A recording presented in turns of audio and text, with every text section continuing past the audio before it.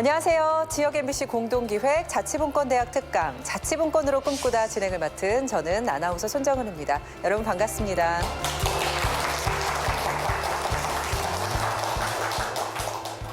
이번 프로젝트는 전국 16개 지역 MBC가 공동으로 기획했는데요.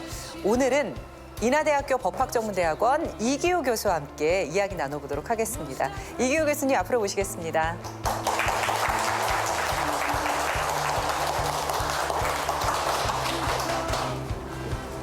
네, 안녕하세요. 네, 안녕하세요. 네, 교수님, 오늘 주제가 헌법은 지방자치와 무슨 관계가 있나요? 그 관계에 대해서 굉장히 궁금해지는데 이 지방자치의 본질에 대해서 좀 쉽게 설명해 주실 수 있으시겠어요? 예, 그 지방자치라는 거는 지방의 일을 예를 들어서 뭐 부천의 일이라든지 광명시의 일이라든지 이런 일을 누가 처리하느냐에 누가 어떻게 처리하느냐에 대한 것입니다. 이것을 주민들이 자기 책임으로, 즉 자기 책임으로 외부의 간섭을 받지 않고 그 지방의 일을 스스로 처리하는 것, 그리고 책임을 지는 것, 이것이 지방자치의 본질이라고 볼 수 있습니다. 네, 아주 짧고 굵게 말씀을 잘 해주셨습니다.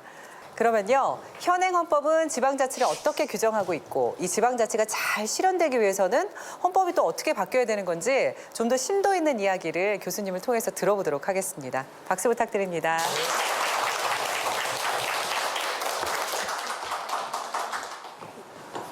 예, 그 지방자치에 대한 말씀들을 많이 들으셨죠? 그리고 지방 일을 처리하는데 많이 관여도 해보셨죠? 예, 그래서 우리가 이 지방자치를 헌법과 어떤 관계가 있느냐, 뭐 이런 문제인데 쉽게 얘기하면 헌법이란 요즘 우리가 자동차 운전할 때 전부 다 내비게이션 보고 운전하죠? 이게 이 정치 주체들이 무엇을 어떻게 할 것인가에 대해서 이 방향을 제시해 주는 게 헌법이라고 볼 수 있습니다. 특히 헌법은 이 지방자치에 대해서 국회에서 법률을 정할 때 그 지침을 제공해 주고 또 행정부가 중앙정부가 지방에 대해서 뭐 여러 가지 이 감독을 한다든가 이럴 때도 그 지침을 제공해 주는 게 헌법이다. 이렇게 본다면 헌법은 이 지방자치에 대해서 근본적인 방향, 큰 방향 이런 거를 정하고 있다. 이렇게 볼 수가 있습니다. 예, 그래서 오늘 우리 헌법이 이 지방자치에 대해서 무엇을 어떻게 규정하고 있는가 이런 거를 우선 좀 설명을 드리고자 합니다. 그래서 우리 헌법은 헌법 제117조와 118조에서 이 지방자치를 규정하고 있습니다. 그런데 헌법의 내용에서는 자치란 말이 안 나와요. 거기에 유일하게 나오는 거는 지방자치단체는 주민의 복리에 관한 사무를 처리하고 재산을 관리하며 이 자치에 관한 규정을 정할 수 있다. 이게 이제 가장 중요한 핵심적인 부분이고요. 이게 117조 1항입니다. 그다음에 이제 2항과 3항은 이 자치단체, 지방정부의 조직을 어떻게 정하고 있는 것인가. 뭐 이렇게 이제 정한 건데 너무 이게 규정이 간단하다 보니까 이게 법률가들이 국회에서 법률을 어떻게 정하느냐에 따라서 이게 내용이 아주 공허하게 될 가능성이 있어요. 그래서 이 독일의 헌법학자인 칼 슈미트는 헌법상의 지방자치를 보장하게 되면 그것은 입법자라 할지라도 비록 국회라 할지라도 마음대로 정할 수가 없다. 그래서 지방자치의 본질적인 내용 이것을 훼손할 수 없다. 이렇게 해서 이런 이론을 우리는 제도적 보장 이론이다. 이렇게 얘기를 하는데 여기에 중대한 결함이 있습니다. 헌법에 상세히 규정을 해놓지 않으면 이 본질적인 내용, 지방자치의 본질적인 내용을 국회가 법률을 정하면서 훼손할 수 없다 이래 놨는데 그게 이론인데 뭐가 본질적인 내용이라는 것을 정할 수가 없어요. 그럼에도 불구하고 우리 헌법은 굉장히 추상적으로 정해놔서 정말 지방자치가 무엇인지 또 국회에서 이 지방자치권을 자꾸 이게 좁게 이렇게 해서 지방정부가 자기 책임하에 지방 문제를 해결할 수 없도록 자꾸 규제를 해도 이걸 풀 수가 없는 겁니다. 그래서 우리 헌법에서 이 지방 분권에 대해서 어떻게 규정하고 있는지 그 내용을 이렇게 살펴보면 세 가지 정도로 볼 수 있습니다. 첫 번째가 이 지방자치단체는 법령의 범위 안에서 지방의 사무를 처리해야 된다. 이 말은 이제 다른 말로 뒤집어보면 뭘 의미하느냐? 정부는 지방자치단체는 건 주민으로 구성되기 때문에 결국 그 주민과 주민의 대표기관인 지방의회와 또 주민이 뽑아놓은 지방의 일꾼인 지방자치단체 장과 그 공무원들이 어떤 일을 집행할 때 국회가 정한 또 중앙정부가 정한 이 법률과 명령에 따라서 처리하라는 겁니다. 이건 좀 쉽게 얘기하면 지방정부는 국회와 중앙정부가 시키는 대로 해라. 시키는 대로 해라. 이런 뜻입니다. 그 다음에 두 번째, 헌법 37조 2항. 이것도 이제 지방자치하고 굉장히 관계가 많은데요. 헌법 37조 2항은 이렇게 정하고 있습니다. 국민의 자유와 권리를 제한할 때는 법률의 위임이 있어야 된다. 그러면 지방자치단체가 아까 헌법 117조 2항에서 말씀드렸듯이 그 자치에 관한 규정을 할 수 있다고 해놨지만 헌법 37조 2항은 해석하면 어떻게 되느냐 하면 이 법률로서 국회가 법률로서 지방자치단체가 이러이러한 조례를 정할 수 있다는 것을 미리 정해놓지 않으면 지방자치단체는 주민의 권리 제한이나 의무 부과 이런 걸 할 수 없다는 뜻입니다. 이 말은 쉽게 얘기하면 뭐냐면 지방자치단체는 국회와 중앙정부가 법률과 명령으로 시키는 대로만 해야 된다. 그래서 양자를 결합하면 뭐냐면 우리 헌법은 지방정부에게 이렇게 명령하고 있습니다. 주민이 지방의 일을 처리하되 중앙정부와 국회가 시키는 것만 해라. 시키는 대로만 해라. 그러면 이제 그러니까 이제 우리가 지방에서 일을 하다 보면 많은 것을 할 수가 없게 되는 겁니다. 그래서 나는 이제 그것을 이 국회와 이 중앙정부가 법률과 명령을 통해서 지방정부의 손발을 묶어놓고 있다. 이제 이렇게 얘기를 합니다.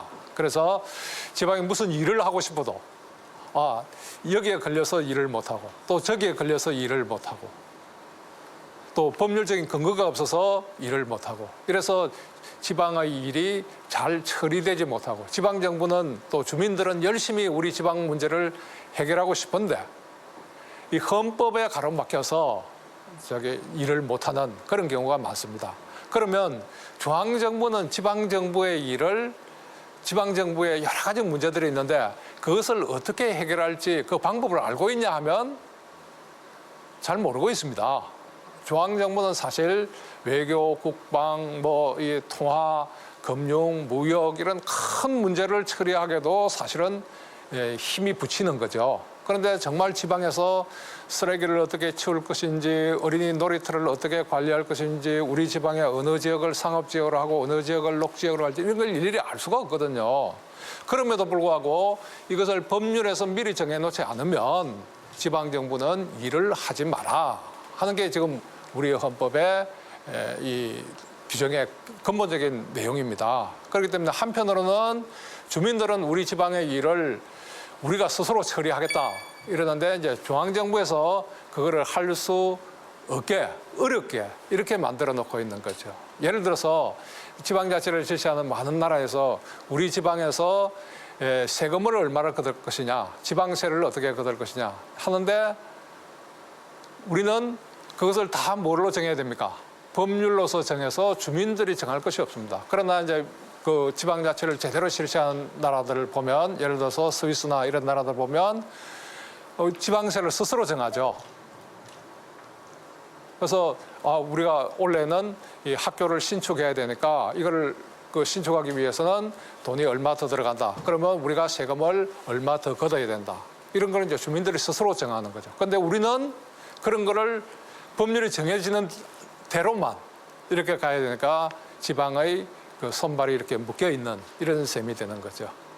그래서 이제 이 지방자치를 제대로 하기 위해서는 헌법을 고쳐야 된다. 그래서 이제 헌법 개정의 문제가 계속 대두되고 있는 이유가 그겁니다. 그래서 어떻게 하면 이 지방 정부가 스스로 지방 문제를 해결하기 위해서 활동을 할 수 있도록 손발을 풀어주느냐, 이것이 가장 핵심적인 헌법 개정의 과제가 아닌가 이렇게 생각하고, 지난번 헌법 개정 과정에서도 이러한 문제들이 폭넓게 논의되었는데 이런 것들이 채택되지 못하고 여전히 지금 우리 지방 정부는 손발이 묶여 있다 이렇게 볼 수 있습니다. 이것은 어떤 면에서 지방 정치인들에게 아주 편리한 것이기도 하고 아주 고통스러운 것이기도 합니다. 우리가 지방 선거에서 당선된 정치인들이 자리만 보존하겠다, 또 권력만 행사하겠다, 이런 입장에 있는 지방자치단체장들은 이렇게 생각할 겁니다. 굉장히 편리하다. 왜? 지방에서 무슨 일을 하자고 주민들이 막 제안하면 법에 근거가 없어서 못한다. 또 이 법률의 규정에 어긋나기 때문에 이런 일을 못한다. 이래서 일을 안 하는 핑계가 될 수 있습니다. 그러나 일을 열심히 하려는 지방 정치인들이나 주민들의 입장에서 보면 정말 답답한 겁니다. 중앙에서 이렇게 법령을 정해놓은 이런 걸 따라가면 지방 문제가 해결이 잘 안 되고 또 잘못된 방향으로 갈 수도 있어요. 그래서 주민들은 더 좋은 방안을 가지고 있어요. 우리는 이렇게 해결하면 우리 지방을 더 잘 발전시킬 수 있다. 또 우리 주민들의 행복을 더 잘 정진시킬 수 있다. 이런 방안이 있는데도 불구하고 그걸 할 수가 없는 겁니다. 그래서 이 손발을 풀어달라. 그리고 우리의 운명은 우리가 개척하겠다. 정말 이 지방의 발전, 주민의 행복 이런 거 우리 스스로 하고 우리가 해결한 것이 잘못되면 우리가 책임을 지겠다. 그리고 잘 되면 우리가 그 혜택을 향유하도록 하겠다. 그래서 그거를 자기 책임성이라 그럽니다. 잘 돼도 우리 책임, 못 돼도 주민들의 우리 책임. 이렇게 지방자치를 확대함으로써 이제 국가는 이제 지방의 세세한 문제 신경 안 써도 되니까 국가의 큰 일에 집중할 수 있는 겁니다. 외교나 국방, 통상 이런 데 집중하면 중앙정부도 아주 세세한 일을 처리하느라고 골머리를 안 할라도 되고, 그러니까 부담이 줄어드는 거죠. 그러면 중앙정부도 큰 일에 집중할 수 있기 때문에 국가도 잘 굴러가고, 또 지방은 지금까지 무슨 일을 할 의욕이 강해도 또 아이디어가 있어도 이거를 실현할 길이 막혀 있었어요. 그런데 이게 풀리게 되면 각 지방마다 이 주민 행복 정진과 지역 발전을 위해서 많은 이 노력들을 할 수 있고 또 실험을 할 수 있는 겁니다. 그래서 우리가 지금까지 개혁을 논의할 때 이 개혁은 중앙정부가 방침을 정해서 지방이 잘 실행해야 되는 이런 걸로 인식을 했습니다. 그런데 그동안에 많은 중앙정부가 개혁 방안을 냈지만은 중앙정부에서는 요란하게 굉장히 열정을 가지고 추진하는데 지방에 가면 전부 다 탁상공론이 되어버리는 거죠. 그래서 그냥 통계만 보고했지 실제로는 아래는 안 바뀌는 이런 현상이 나타나는 거죠. 그건 왜 그러냐면 그 지방에서 그러한 개혁이 절실하지 않기 때문입니다. 또 그 지방의 발전에 도움이 안 되기 때문입니다. 그런데 지방에서 시작해가지고 잘 되는 일들 이런 거는 다른 지방에서 금방 이렇게 따라가죠. 배우죠. 그리고 그것이 아주 좋다 이러면 중앙정부도 그걸 따라가지고 중앙정부의 정책을 바꾸는 사례들이 나타나고 있다는 겁니다. 그래서 한 두 가지 예만 들어보면 요즘 우리가 이 화장실 정말 한 20년 전에 화장실하고 오늘날 화장실은 완전히 차이가 나죠. 근데 20년 전에 정말 우리 중앙정부가 이 화장실을 개선하기 위해서 엄청나게 노력했는데 못했어요. 그래서 화장실 개선은 대한민국에 불가능하다 했는데 지방자치가 되니까 한 지방자치단체가 나서서 화장실을 개선하니까 다른 지방자치단체들이 급속하게 따라. 또 이것이 중앙정부에 영향을 미쳐서 중앙정부도 철도단든지 이런 국립공원이나 이런 화장실을 바꾼다 이거. 그래서 이거는 한 지방이 바꾸어서 다른 지방을 바꾸고 중앙 정부를 바꿔내는 이제 그런 사례들이 축적이 되고 있는 거죠. 또 요즘 보면 우리는 필요한 정보가 있으면 지방 정부나 중앙 정부에 언제든지 요구할 수 있죠. 그런데 이것도 지방 정부가 먼저 청주시에서 먼저 정보공개 조례를 만드니까 1년 만에 전국의 180개 지방자치단체들이 이렇게 정보공개 조례를 정한 거예요. 그리고 한 5년 후에는 중앙정부도 공공기관의 정보공개에 관한 법률을 만들어서 요즘 모든 국가기관이 정보를 공개하게 된 거죠. 그래서 한 지방이 바뀌어서 국가를 계획하는. 이제는 개혁은 아래에서 시작해서 위로 바꿔가는 거예요. 그래서 한 지방을 바꾸어서 국가 전체를 바꿔내는 이게 이제 지방자치의 이상인데 아까처럼 이제 그런 사례들은 나오기가 굉장히 힘들어요. 왜냐하면 아까 얘기한 대로 그런 것을 할 때는 법률로 허용하는 경우에만 또 법률에 근거가 있는 경우에만 할 수 있기 때문에 극히 그런 일들이 일어나기 어렵게 이렇게 되어 있습니다. 그래서 만약에 지방의 손발을 풀어서 정말 지방의 일에 자기 책임을 갖고 처리를 한다면 많은 이 변화들 또 개혁들 이런 것이 기초지방자치단체부터 시작해서 광역지방자치를 거쳐서 국가를 바꾸어내는 이러한 혁신의 발전소가 혁신의 실험실이 바로 지방정부가 될 수 있고 주민들이 그것을 주도할 수 있게 되지 않을까 이제 이렇게 생각하는 거죠. 그래서 그러면 이제 우리가 헌법을 어떻게 바꿔줘야 되느냐 하는 이런 문제인데 원칙적으로 지방의 문제는 지방에게 맡겨야 됩니다. 그래서 요즘 이제 문제가 많이 나오고 있는 부동산 정책. 이것도 우리가 단적으로 보면 지방의 일입니다. 이게 전국적인 일이 아니라 왜냐하면 어떤 지방은 부동산 값이 떨어져서 문제고 또 어떤 서울 같은 데는 지금 부동산 가격이 너무 높아서 문제고 이런 경우에는 각 지방마다 사정이 다르단 말이에요.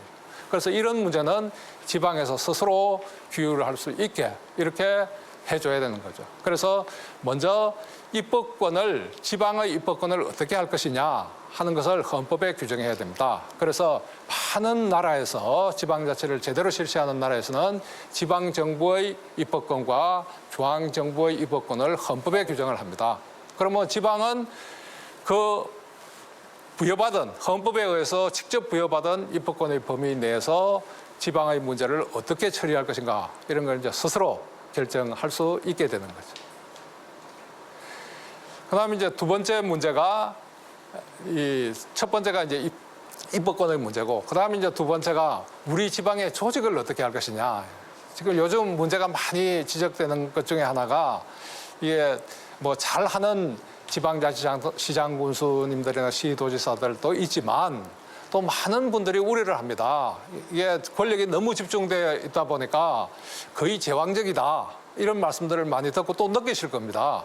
그러면 우리 지방정부의 형태를 어떻게 할 것이냐. 권력을 의회와 이 지방자치단체장과 그다음에 주민 간에 어떻게 배분할 것인가. 이런 거 다양한 선택의 모델이 있습니다. 그래서 어느 나라를 보더라도 똑같지 않죠. 그런데 우리나라에는 이 지방의 권력을 지방자치단체장에게 너무 집중시켜 놨단 말이죠. 그래서 이런 거를 지방이 스스로 선택할 수 있게 조직 자율성, 이제 조직권을 부여할 필요가 있는 거죠. 그다음에 이제 또 세 번째 재정에 대한 문제입니다. 지금은 우리가 지방세를 전부 다 국회에서 법률로 어떤 세금은 지방에서 걷고 또 세율은 얼마나 하고 이런 걸 다 정해놨죠. 근데 사실 지방에서 우리가 무슨 일을 하면 돈이 더 필요하고 일을 하지 않으려면 돈이 적게 필요하고 이렇죠. 그래서 제일 중요한 것이 어떤 것에 대해서 지방세를 부과할 것인가, 또 세율을 얼마로 할 것인가. 이것을 이제 우리는 과세권이라고 합니다. 그런데 이 과세권을 헌법에서 지방정부가 정할 수 있게 보장을 해주면 지방에서 많은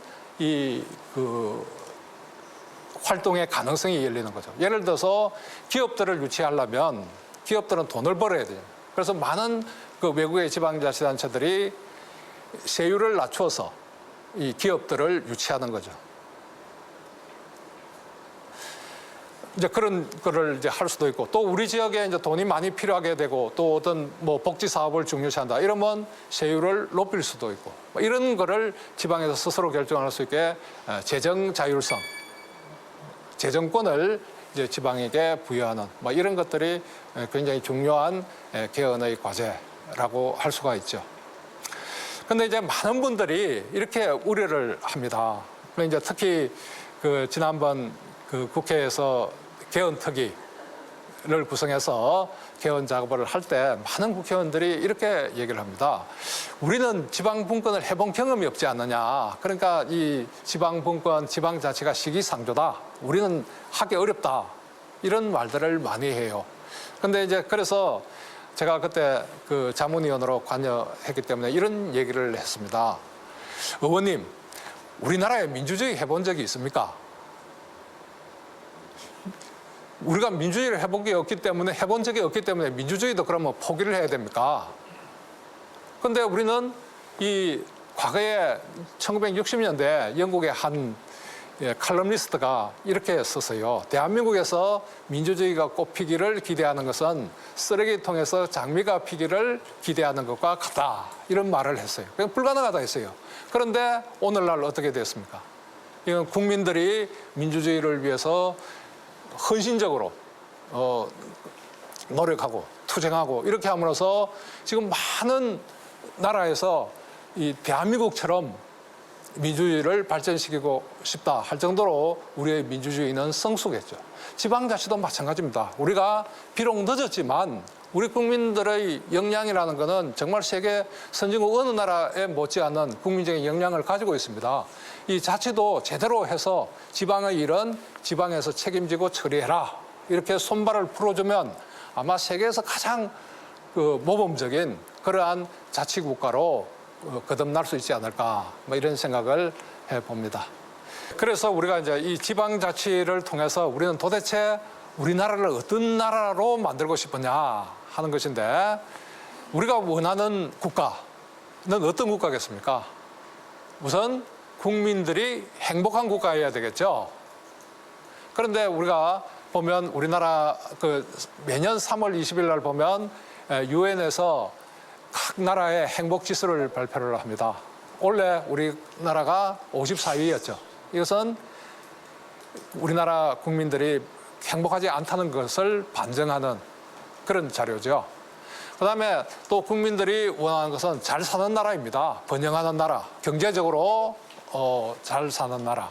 그런데 우리가 세계적으로 보면 국민들이 행복하고 또 나라가 번영하는 그런 나라들 이렇게 보면 대체로 지방 일은 지방에서 처리하고 나라 전체의 일은 중앙정부가 집중적으로 처리하는 이런 지방분권적인 국가들이 그렇다 하는 겁니다. 예를 들어서 스위스, 독일, 미국 이런 나라는 굉장히 국민 소득도 높고 또 국민들의 생활에 대한 만족도 이것도 높다는 겁니다. 그래서 이제 나는 이러한 국가를 오뚜기형 국가다 이렇게 얘기하는데 우리가 어릴 때 많이 가지고 놀았던 오뚜기 보면 그 비밀이 어디 있습니까?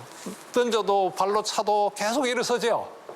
그 비밀은 무게의 중심이 아래에 있다 하는 데 있는데 그 한 나라도 이 무게의 중심을 아래에 두면 그런 나라에서 국민들이 행복하고 또 그런 나라에서 나라가 번영하더라는 겁니다. 그래서 한 나라에서 무게의 중심, 이거는 권력입니다. 권력이란 이 문제를 누가 결정하느냐, 어디서 결정하느냐 하는 권력에 관한 문제이다 하는 겁니다. 그래서 그 권력이 이 머리에 있으면 이건 한번 쓰러지면 다시 못 일어섭니다.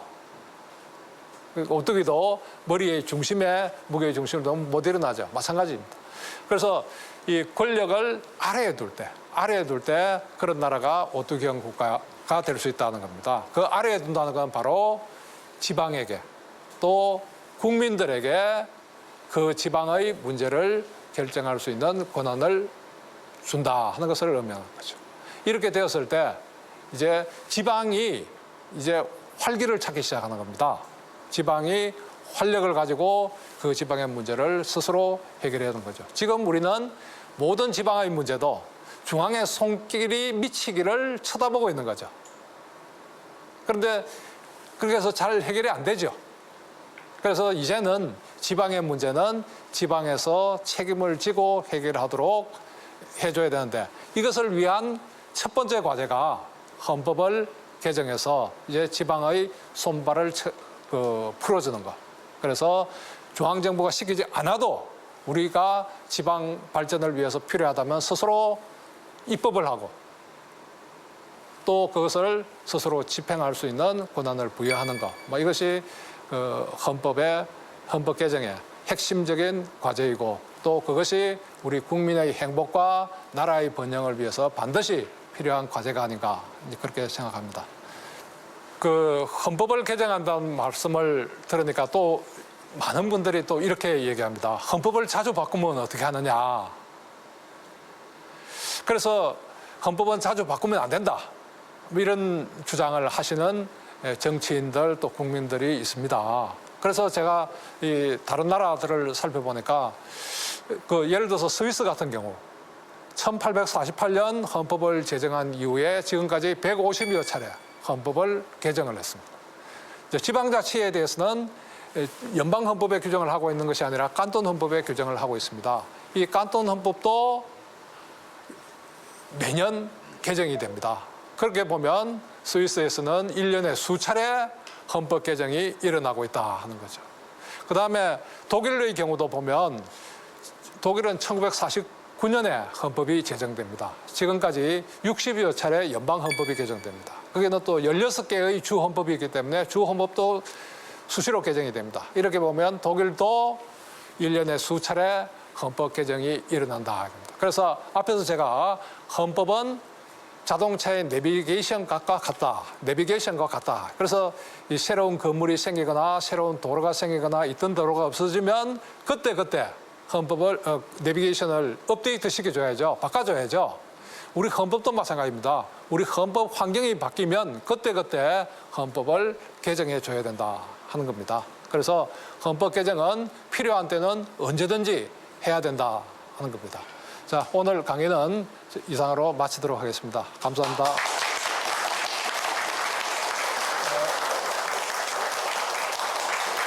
네, 교수님 강연 잘 들었습니다. 네.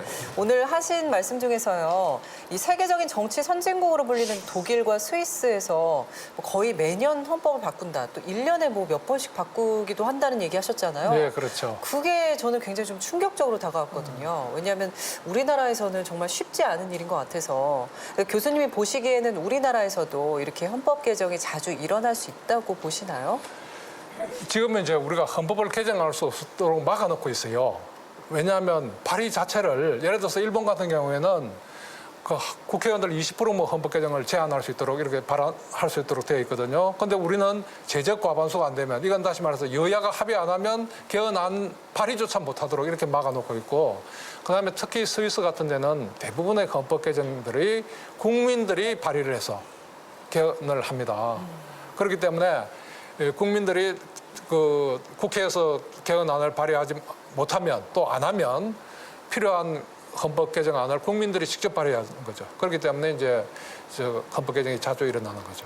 그런데 우리나라도 이 헌법 개정 조항을 바꿔주면, 즉 다시 말해서 예를 들어서 국회의원, 우리가 원래 재헌헌법에는 1954년제 헌법, 그러니까 유신헌법 이전에는 보면 국회의원 3분의 1이 발의를 할 수 있도록 해놨습니다. 그거를 낮춰주고, 그다음에 국민들에게 헌법 개정을 발의할 수 있는 권한을 주면 헌법 개정이 수시로 일어날 수 있을 거라고 이렇게 봅니다. 그러면 헌법 개정이 너무 자주 일어나면 어떡하냐, 이런 우려도 있을 수 있죠. 그럼 나라가 어디로 흘러갈지 모르겠다, 이런 걱정도 있지만 걱정할 필요가 없습니다. 국민들이 최종적으로 국민투표를 통해서 결정하잖아요.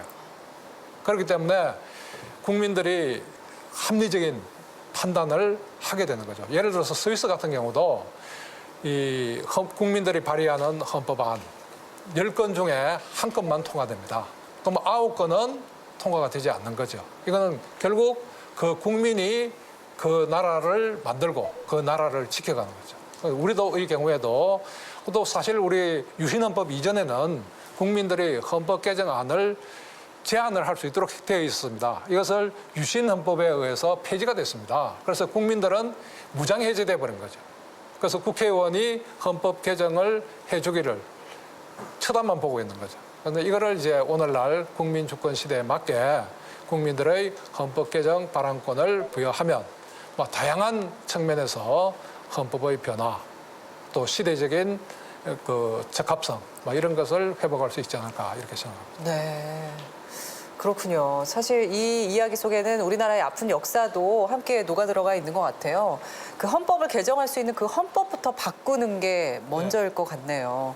여러 가지로 앞으로 이 정치가 나아가야 될 방향들이 과제들이 많이 남아 있는 것 같습니다. 네, 그러면요, 여러분께서 이야기 많이 들으시면서 궁금한 점들이 있으셨을 것 같아요. 궁금한 점을 저희가 한번 여쭤보도록 하겠습니다. 예.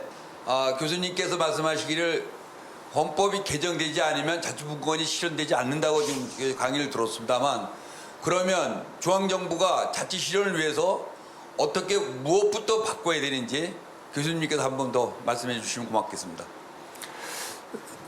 예, 제일 중요한 것이 지방의 문제를 지방이 주도적으로 해결할 수 있도록 하는 겁니다. 그러니까 정책 자율성, 정책을 지방에서 스스로 결정할 수 있게. 이건 정책은 뭘로 표현되냐면 이 입법으로 표현됩니다. 법률이나 조례로 표현되는데 이 조례 제정권이 너무 제한되어 있습니다. 지방에. 그래서 이 지방에서 필요한 조례를 지방이 스스로 정할 수 있도록. 그럼 여기는 두 가지입니다. 하나는 법률의 근거가 없어도 지방에서 자발적으로 조례를 정할 수 있도록 풀어주는 것이고요. 두 번째, 지방의 문제에 대해서 이 국회하고 중앙정부가 너무 세세하게 규정하고 있습니다. 그래서 지방의 자치사무에 대해서는 법률의 규정에 불구하고 지방에서 다른 정책을 입법화할 수 있도록 이걸 풀어주는 겁니다. 그게 이제 우리 제주도 같은 경우는 특별자치도 하면서 일부 조항을 풀어줬어요. 법률의 규정에 불구하고 제주도에서는 달리 정할 수 있다. 이렇게 했더니 제주도에서 많은 변화들이 일어나고 있죠. 마찬가지로 이제 제주도에서 실험을 우리가 해봤으니까 이걸 전국적으로 확대시켜도 괜찮다 하는 걸 우리가 확인한 거죠. 예. 네, 그렇군요. 대답이 잘 되셨습니까? 예, 교수님 잘 들었습니다. 네. 예. 네. 또 질문 있으신가요? 네. 그 교수님 강의를 듣고 그 지방하고 중앙 정부가 지금 서로 그 협력을 해서 문제 해결을 하면은 가장 좋을 것 같다는 생각을 했는데요. 그렇게 하기 위해서는 어떤 방법들이 있을까요? 예, 그 우선 제일 중요한 거는 우선 역할을 나눠야 됩니다. 역할을 명확하게 중앙정부는 중앙정부의 일을 하고 지방정부는 지방정부의 일을 하고 이것이 명확하지 않기 때문에 지금 막 이게 서로 이제 간섭이 심하게 되고 자치적으로 활기차게 일을 할 수 없는 거거든요. 그걸 나눠놓고 그 다음에 이제 지방 중에는 그 지방의 능력으로 처리할 수 없는 경우가 있습니다. 예를 들어서 세원이 너무 빈약해서 이 공무원 월급도 주기 어려운 이제 그런 지방들도 있죠. 그런 지방에 대해서는 정부가 이 격차를 해소하는 이런 차원에서 지원을 해줘야죠. 그래서 그렇게 역할을 나누면 자연적으로 중앙정부와 지방정부 간의 협력도 일어나게 되는 거 아니냐. 그 지방이 할 수 있는 일은 지방에 맡기고 지방이 할 수 없는 경우, 지방에서 할 수 있는 여건이 안 된 경우에 비로소 정부가 지원해준다. 이렇게 생각하면 될 것 같고요. 그 다음에 이제 국회에서 법률을 정하더라도 이 법률의 거의 60% 내지 70%는 지방에서 집행합니다. 따라서 지방에서도 국회나 중앙정부에서 정한 법령을 충실하게 집행하는 이것도 굉장히 중요한 협력의 한 고리가 되는 거죠. 그런데 우리나라에서는 정말 이 지방 정치인들, 지방 공무원들이 중앙정부가 정한 법령을 잘 집행하고 있어요. 그렇기 때문에 그런 점은 더 이상 염려를 안 해도 될 것 같습니다. 네. 우선적으로는 중앙정부와 지방의 역할을 확실하게 분리하는 게 가장 첫 번째가 아닐까 싶네요. 네. 네. 얘기 잘 들었습니다. 또 혹시 질문 있으신가요? 제가 교수님한테 질문하고 싶은 것은 요즘은 하루가 다르게 급변하는 사회에서 우리 정부가 새로운 정부가 어떤 식으로 해야 할지 그런 것이 궁금하고 교수님이 생각하는 정부의 역할은 어떤 것인지 그게 궁금해서 여쭤보고 싶습니다.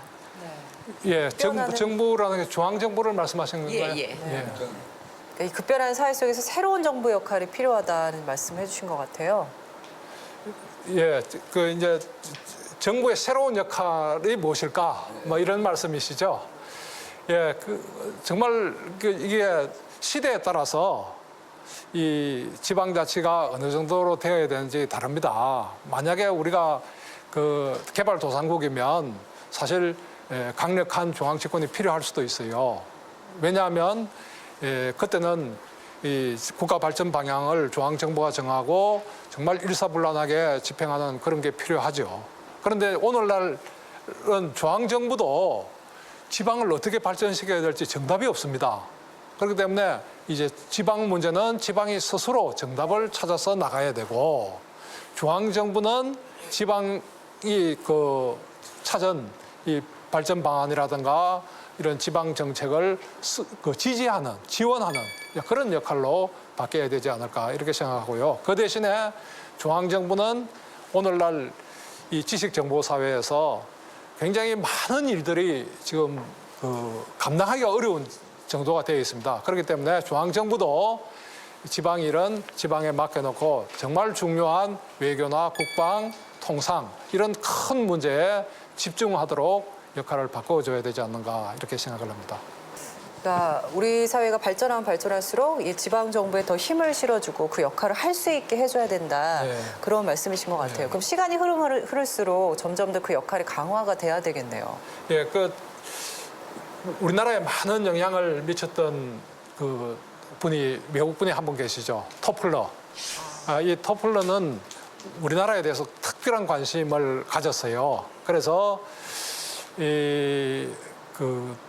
1970년대까지 그때는 중앙정부가 나름대로 잘 작동을 했다. 그러나 지식정보사회가 된 지금은 그러한 중앙집권적인 국가 운영 체제 자체가 작동을 안 한다. 그렇기 때문에 국가의 이 운영 체제를 과감하게 바꿔줘야 된다. 그 방향은 결정권을 분산시켜서 중앙정부의 부담을 덜어주고 지방정부가 지방의 문제를 스스로 알아서 처리할 수 있도록 지방분권을 강화해야 된다. 이런 말씀을 했고요. 또 재미있는 건 우리나라에서뿐만 아니라 우리가 굉장히 지방분권 국가라고 생각하는 미국에 대해서도 미국이 이 불황을 극복하고 이 세계 선도국으로 남고자 한다면 지금 연방정부가 가지고 있는 많은 권한들을 지방정부에 넘겨야 된다. 이런 말을 한 적이 있습니다. 네, 그렇군요. 네, 오늘 좋은 강의해 주신 이기호 교수님께 다시 한번 박수 부탁드립니다. 네, 감사합니다. 한 나라의 흥망성쇠를 결정하는 가장 중요한 요인 중 하나가 바로 정치 제도가 아닌가 싶고요. 이 정치 제도의 핵심이 바로 헌법입니다. 오늘 이렇게 중요한 헌법과 지방자치의 관계에 대해서 좀 더 깊이 있게 이해할 수 있는 시간이었습니다. 오늘 헌법은 지방자치와 무슨 관계가 있나는 여기서 마무리하도록 하겠습니다. 시청해주신 여러분 고맙습니다.